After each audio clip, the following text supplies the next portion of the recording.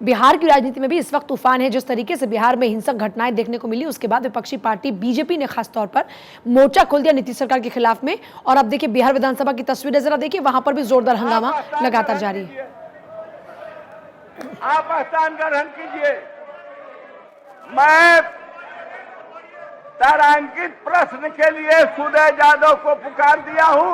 इसके बीच आप जगह पर जाइए। आप जगह पर नहीं जाइएगा, मैं इजाजत नहीं दूंगा।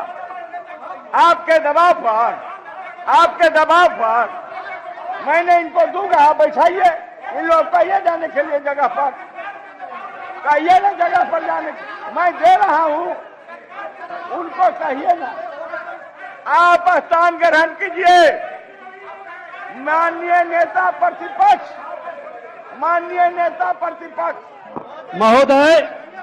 महोदय फिर संसदीय कार्य मंत्री जी बीच बीच में उठ जाते हैं। बात जरूर सुनी। पूरी असत्य ये बात रखते हैं सदन के अंदर, लेकिन सदन की मर्यादा का भी इस्तेमाल कर रहे हैं। बात ये सुनेंगे, आप पूरी बात हमारी आसन सुनिश्चित करें। पूरी बात मैं आपको महोदय, आप केजरीवाल से गाइड नहीं होइए, वो कहिए और आप गाइड होइएगा। आप अपना बात कहिए। आसन की मर्यादा है, बाद सरकार आसन को नहीं चला सकता है। को भी मैं कहूंगा कहने के लिए। आपके आसन को सरकार नहीं चला सकता है। कभी आपके कहने से भी आसन गाइड नहीं होगा। नहीं, आसन की मर्यादा है। आपके कहने से भी आसन गाइड नहीं होगा। महोदय, आप पढ़िए। संसदीय कार्य मंत्री असत्य कह रहे हैं।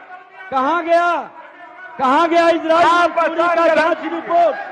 आपने कभी किसी विषय का संज्ञान नहीं लिया। महोदय, आज हम कह रहे हैं महोदय, ये सदन पूरे बिहार के विधायकों के माध्यम से प्रतिनिधित्व करता है। इनके बाद सरकार भी जवाब देगी और इनको सुनना होगा। पूरी बात मेरी सुन लें, मैं सुनूंगा। लेकिन अध्यक्ष महोदय, आप देखिए, आपसे आग्रह है अध्यक्ष महोदय कि नेता प्रतिपक्ष की बात पूरी होने के पहले माइक बंद कर देना, संसदीय कार्य मंत्री को उठाना, ये लोकतंत्र की परंपरा, स्वस्थ परंपरा नहीं है। ये गलत है। कहीं माइक बंद कोई नहीं करता है।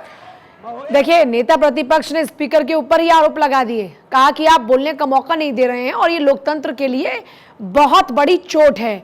अमित जी लगातार बने हैं। अमित जी, हम देख रहे हैं कि बिहार की राजनीति इस वक्त उफान पर है और बिहार में जिस तरीके से बीजेपी ने लगातार मोर्चा खोल दिया है नीतीश सरकार के खिलाफ में, उसकी बानगी यहां सदन में भी देखने को मिली। बिल्कुल पूजा, और आप देखें राजनीति किस तरह करवट बदलती है। संसद में, लोकसभा और राज्यसभा में यही आरोप कांग्रेस और आरजेडी और जेडीयू लगाती है कि वो जब बोलने के लिए खड़े होते हैं उनके सदस्य तो माइक बंद हो जाती है। ये आरोप है। राहुल गांधी ने भी ये आरोप लगाया, मल्लिकार्जुन खड़गे ने भी ये आरोप लगाया है, तेजस्वी यादव के जो यहाँ नुमाइंदे हैं उन्होंने भी आरोप लगाया है। और यही स्थिति जब बिहार विधानसभा में जाती है, जहां भारतीय जनता पार्टी विपक्ष में है, तो उनका भी यही आरोप है वहां की सत्ता पर, यानी जो जेडीयू आरजेडी का गठबंधन की सरकार है, उस सरकार के ऊपर, और खास तौर पर अध्यक्ष को उन्होंने निशाने पर रखा कि जब मैं बोलूं, नेता प्रतिपक्ष बोले तो आप माइक बंद नहीं होनी चाहिए, माइक बंद हो जाता है। तो ये ऐसा आरोप जो है वो तमाम जगहों पर अब जा चुका है। यानी एक परिपाटी बनती जा रही है पूजा कि अगर विपक्ष कुछ बोलता है तो उसकी माइक बंद हो जाए। और ये विपक्ष के नेताओं का लगातार आरोप लगता रहा है संसद से लेकर, और अभी आप सुन रही थी बिहार विधानसभा में नेता प्रतिपक्ष को, वो भी यही आरोप लगा रहे हैं। कुल मिलाकर जो बस फर्क इतना हो गया कि राहुल ने ये बात जाके विदेशों में की और ये यहाँ सदन में बैठकर कर रहे हैं। इसी बात पे राहुल घिर रहे हैं और ये कहेंगे कि साहब हम तो देश की बात देश के अंदर कर रहे हैं।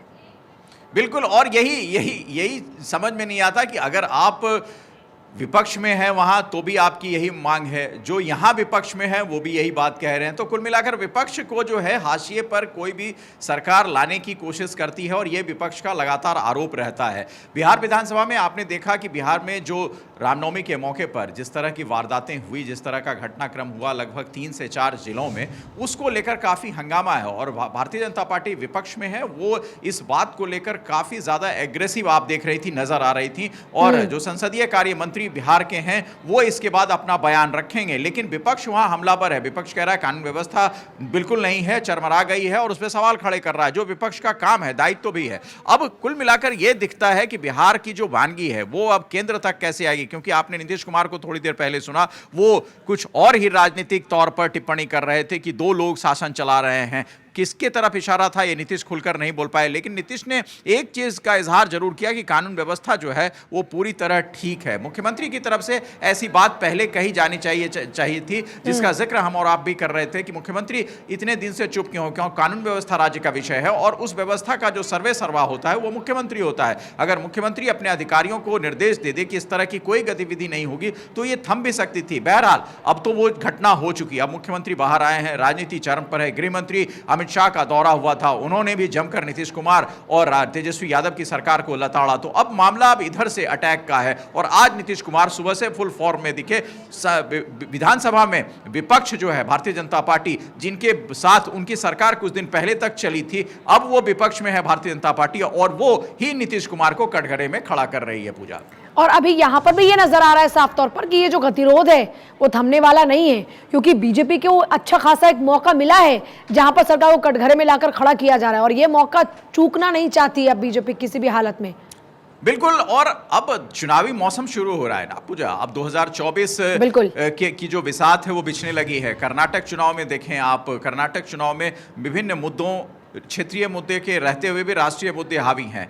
बिहार की राजनीति पर जो क्षेत्रीय मुद्दे हैं उसको हावी किया जाएगा, राष्ट्रीय मुद्दे वहां हावी होंगे, क्योंकि 2024 में किस तरह का ताना बाना हो। गृहमंत्री अमित शाह साफ कर चुके हैं कि अगर 40 सीटें बिहार से भारतीय जनता पार्टी को, वहां की लोगों को कहा कि अगर दे दें तो फिर ये जो कानून व्यवस्था है ये पूरी तरह से हम दुरुस्त कर देंगे। तो बयान और राजनीतिक घटनाक्रम दोनों साथ साथ चल रहे हैं। लोकसभा चुनाव के इर्द गिर्द की भूमिका कैसे होगी, पश्चिम बंगाल चलते हैं, वहां भी इस तरह का माहौल है। अब कल हनुमान जयंती है, उसके विषय में मुख्यमंत्री तमाम प्रदेशों के बहुत सतर्क हैं कि किसी तरह की अप्रत्याशित घटना ना हो। ममता बनर्जी को आपने सुना, वो भी यही कह रही हैं, वो सद्भाव की बात कह रहे हैं। नीतीश कुमार सद्भाव की बात कह रहे हैं। तो अब ये सद्भाव क्यों सोकर उठाए? ये तो पहले हो जाना चाहिए था। अगर आपके यहाँ रामनवमी का जुलूस निकल रहे वाला है, स्थानीय प्रशासन उसकी अनुमति दे रहा है, तो फिर स्थानीय प्रशासन पर सवाल मुख्यमंत्री की तरफ से क्यों नहीं खड़े किए गए, क्यों नहीं सस्पेंड? और वो भी तब जब आप जान रहे हैं कि पूरे देश भर से ऐसी घटनाएं सामने आ रही हैं, तो आपको और ज्यादा अलर्ट हो जाना चाहिए। बट अगर आपने ऐसा नहीं किया, कहीं पर भी कहीं कुछ खामियां हैं, तो उसके लिए आमतौर पर सरकारें ही जिम्मेदार होती है और यहां पर भी इसीलिए मोर्चा खोला जा रहा है सरकार के खिलाफ में। आपके पास वापस लौट रहे हैं, सदन में किस तरीके से हंगामा बरप रहा है, एक बार फिर से तस्वीरें देखिए। आप सरकार के भी बात को सुनिए, नेता प्रतिपक्ष के बातों को हुआ है, आप सुनिए।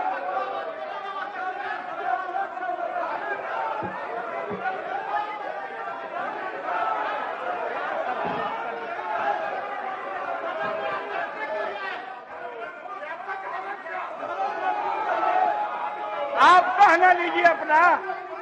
महोदय, हम तो यही कह रहे थे कि इनको जवाब में कोई रुचि नहीं है। जब सरकार कुछ कहने को खड़ी होती है तो ये अव्यवस्था फैलाते हैं, और ये आज की बात थोड़े है। महोदय, आपने पूरे सत्र में देखा है कि कोई बात कह देंगे, अव्यवस्था फैलाएंगे, और सरकार के कहने की बारी आएगी तो बाहर चले जाएंगे। यही तो इनका रवैया रहा है। आखिर नेता प्रतिपक्ष ने जो तमिलनाडु का मामला उठाते हुए कहा था कि अगर गलत होगा तो हम माफी मांगेंगे, उसका क्या हुआ? तमिलनाडु के मामले पर 2 दिन सदन की कार्रवाई नहीं चली थी और अंत में क्या निकला महोदय? इसलिए सरकार पिछले पूरे सत्र में जो भी मामले विधिवत उठाए गए हैं, सबका सरकार ने जिम्मेदारी से जवाब दिया है। जिसमें विपक्ष की कोई रुचि नहीं है, वो सुनते नहीं है, वो उनकी समस्या है और वो भी जनता देख रही है। जो ये सदन में क्या क्या करते हैं, ये भी जनता महोदय देख रही है। इसलिए सरकार अपनी जिम्मेदारी निभाने में सदन के अंदर भी, सदन के बाहर भी पूरी तरीके से मुस्तैद और सफल रही है। माननीय सदस्य उदय यादव, माननीय मंत्री पथ निर्माण विभाग, आप कौन आचरण कर रहे हैं? क्या बात है? अध्यक्ष महोदय,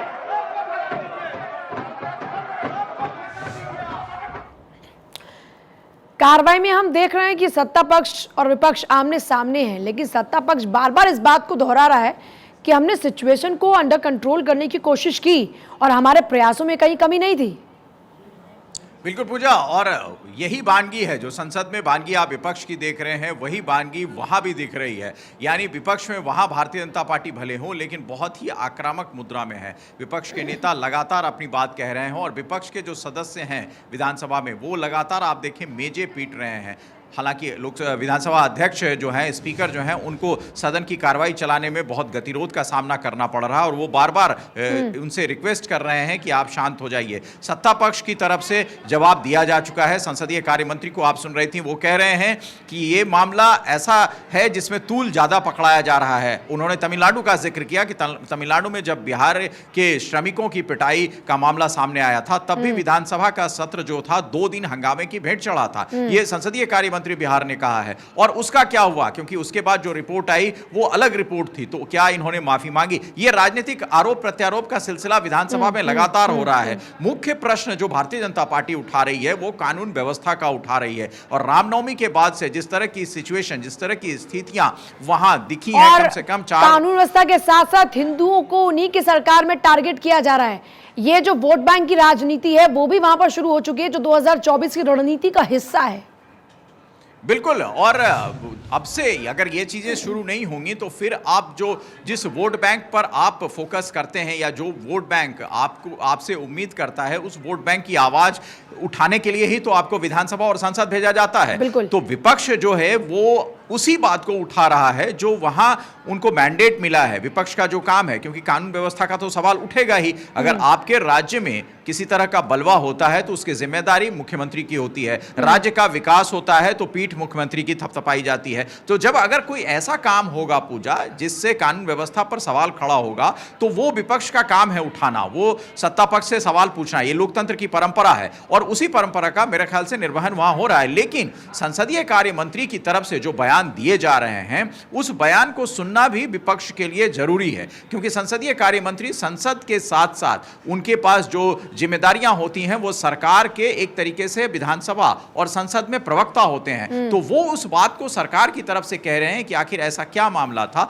लिहाजा उसके विषय में जो वहां के अधिकारियों की रिपोर्ट आएगी वो वहां सबमिट करेंगे। केंद्रीय गृह मंत्रालय की तरफ से भी बिहार और बंगाल से ये पूछा गया है कि आखिर क्या वजह थी, तो वो रिपोर्ट भी यहां केंद्रीय गृह मंत्रालय में आएंगी और राज्य के गृह मंत्रालय में वो रिपोर्ट आएगी जो डीजीपी और चीफ सेक्रेटरी के पास आती है। तो उसको वो साझा करेंगे कि आखिर क्या वजह थी। इस सब साझा करने के लिए विधानसभा में शांति का माहौल होना जरूरी है और उसके लिए अध्यक्ष लगातार आप देख रही हैं गुजारिश कर रही है। और हमने एक चीज और भी देखी, जब खुद गृह मंत्री अमित शाह पहुंचे तो उन्होंने जिस तरीके से साफ शब्दों में कहा कि मैं बिहार में हो रही हिंसा को देखकर मूक दर्शक नहीं बनने वाला हूं और मैं सवाल पूछूंगा, यहां के हालातों के बारे में जायजा लूंगा, उससे वहां पर जो स्थानीय बीजेपी के नेता हैं उनको और भी ज्यादा मजबूती मिली है कि इस मुद्दे को उठाना है और सरकार से जोरों से सवाल पूछने भी हैं। बिल्कुल, और जब केंद्रीय नेतृत्व इस तरह की बात कहे तो जाहिर सी बात है जो क्षेत्रीय नेतृत्व होता है उसमें जोश और भर जाता है। और बिहार की राजनीति में आप देखें, जब से केंद्रीय गृह मंत्री अमित शाह का दौरा हुआ उसके बाद से भारतीय जनता पार्टी और ज्यादा एग्रेसिव मोड में आई है। और संयोग ऐसा है कि विधानसभा का सत्र भी चल रहा है। विधानसभा के सत्र के चलते चलते ये सवाल अगर नहीं पूछा गया और इस सवाल पर विधानसभा का सत्र स्थगित नहीं करवाया गया तो विपक्ष को लगेगा कि हम जो आक्रामक नीति हमारी होनी चाहिए उसमें कुछ कमी रह गई। और आप देखें आक्रामकता विपक्ष की तरफ से, भारतीय जनता पार्टी की तरफ से बिहार विधानसभा में साफ दिख रही है।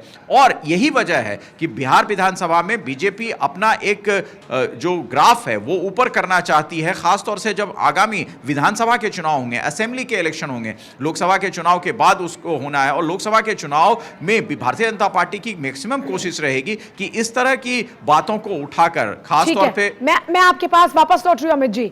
देखिए, वार पलटवार का सिलसिला तेजी से चल रहा है। एक तरफ जहां बीजेपी लगातार नीतीश सरकार के ऊपर आरोप लगा रही है और कहा जा रहा है बार बार कि यहां पर हिंदुओं पर हमला हुआ है, दूसरी तरफ नीतीश कुमार ने भी हमला बोला है और कहा कि यह हिंसा राजनीतिक साजिश है।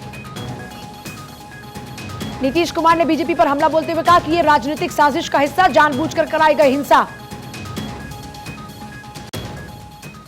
हमारी अपील है कि भाई आपस में कोई तरह का ये सब नहीं होना चाहिए। आज तक हुआ ही नहीं, तो ऑल ऑफ ए सडन वहाँ काहे के लिए हुआ? तो ये सब जानबूझ करके एक तरह की योजना है, किस तरह से होता है हम तो आप लोगों को क्या बोले। अरे आप लोग भी क्या खुलिएगा, आप लोग सब पटना में हैं, लेकिन जहाँ दिल्ली का देख न लीजिए, अब बाहर का जितना भी है अखबार उखबार सब में क्या क्या ये लोग सोशल मीडिया पर क्या कर रहा है, अनाप शनाप इसी सब का दुष्प्रचार है यहाँ पर। नीतीश कुमार तो अमित जी मानने को तैयार ही नहीं है। वो तो कह रहे हैं कि जो हुआ वो साजिश का हिस्सा है, साजिश है, सोची समझी रणनीति के तहत हुआ। पूजा, बिल्कुल नीतीश कुमार के अपने तर्क हैं और उन तर्कों के पीछे उनकी अपनी राजनीति होगी, लेकिन सवाल ये उठता है कि नीतीश कुमार वहां के मुख्यमंत्री भी हैं और जिसकी हैसियत से वो ये बयान दे रहे हैं, नीतीश कुमार की यह जिम्मेदारी बनती है पूजा कि वो कानून व्यवस्था के संरक्षक हैं। तो कानून व्यवस्था अगर खराब होती है, अगर ये राजनीति से प्रेरित था तो भी इंटेलिजेंस की रिपोर्ट आपके पास आनी चाहिए थी, और अगर ये राजनीति से प्रेरित नहीं था तो भी इसकी इंटेलिजेंस रिपोर्ट आपके पास आनी चाहिए थी। तो दोनों हाल में नीतीश कुमार का यह बयान विरोधाभासी बयान है, यानी वो अपना पल्ला झाड़ना चाहते हैं इन पूरे प्रकरण से। राज्य की कानून व्यवस्था के सर्वे सर्वा है नीतीश कुमार, और नीतीश कुमार अगर ये कह रहे हैं कि राजनीति हो रही है हमारे साथ, तो वो राजनीति कौन कर रहा है उसका खुलासा उनको मीडिया के सामने करना चाहिए था। विधानसभा का सत्र चल रहा है, नीतीश कुमार आए और विधानसभा के सत्र में इस बात की तस्दीक करें। कम से कम वहां के तो नेता हैं, वहां की बात, वहां की पूरे विधायक दल के नेता हैं, वहां की सुनी जाएगी उनकी बात। बहुत शुक्रिया आपका फिलहाल पूरी जानकारी के लिए। देखिए, दो बातें इसमें और भी हैं। वो ये है कि अगर आपके राज्य के अंदर ऐसी कोई साजिश रच रहा है तो कैसे आपको इस बारे में कुछ खबर नहीं लगी, कानून इस बात की कोई खबर नहीं लगी। आपका जो अपना पुलिस महकमा है वो क्या कर रहा था, आपके जो इन्वेस्टिगेशन एजेंसीज हैं वो क्या कर रही हैं, और दूसरा अभी तक भी क्यों फिर वो आरोपी आपके कब्जे में नहीं है जो वाकई इस साजिश के पीछे थे। अगर राजनीतिक लोगों का हाथ है तो उन राजनीतिक लोगों के खिलाफ भी आपके पास में तथ्य होने चाहिए। आपको तस्वीर साफ करनी होगी, दूध का दूध पानी का पानी करना होगा। सत्ता में आप हैं, मुख्यमंत्री आप हैं, कानून व्यवस्था की बागडोर आपके हाथ में है।